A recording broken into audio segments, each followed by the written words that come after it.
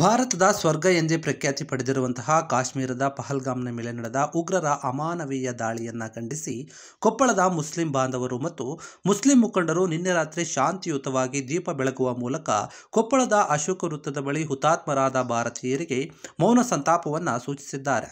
ಕಾಶ್ಮೀರದ ಮೇಲೆ ಉಗ್ರರ ಅಮಾನವೀಯವಾದಂತಹ ದಾಳಿಯಿಂದ 27 ಭಾರತೀಯರ ಪೈಕಿ 3 ಜನ ಕನ್ನಡಿಗರು ಉಗ್ರರ ಗುಂಡಿಗೆ ಬಲಿಯಾಗಿದ್ದು, ಹುತಾತ್ಮರಾದವರಿಗೆ ಹಿಂದೂ ಮುಸ್ಲಿಂ ಬಾಯ್ ಬಾಯ್ ಎಂಬ ಭಾವನೆಯಿಂದ ಕೊಪ್ಪಳದ ಮುಸ್ಲಿಂ ಬಾಂಧವರು ಸಂತಾಪವನ್ನು ಸಲ್ಲಿಸಿ ತಮ್ಮ ಆಕ್ರೋಶವನ್ನು ಹೊರಹಾಕಿದ್ದಾರೆ.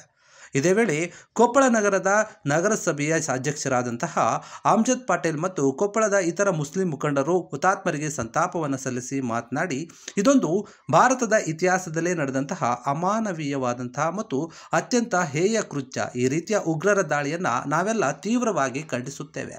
ದಾಳಿ ಮಾಡಿದ ಉಗ್ರರು ಯಾವ ದೇಶದಲ್ಲೇ ಅಡಗಿರಲಿ, ಅವರನ್ನು ಹುಡುಕಿ ಸಿಕ್ಕಲ್ಲಿಯೇ ಗುಂಡು ಹಾಕಿ ಕೊಂದು ಹುತಾತ್ಮರಾದಂತಹ ನಮ್ಮ ಅಣ್ಣ ತಮ್ಮಂದಿರ ಆತ್ಮಕ್ಕೆ ಶಾಂತಿ ಮತ್ತು ಅವರ ಕುಟುಂಬಕ್ಕೆ ನ್ಯಾಯವನ್ನು ಒದಗಿಸುವಲ್ಲಿ ಕೇಂದ್ರ ಸರ್ಕಾರ ಸಂಪೂರ್ಣ ಕಾರ್ಯಾಚರಣೆಯನ್ನ ಮಾಡಬೇಕಾಗಿದೆ.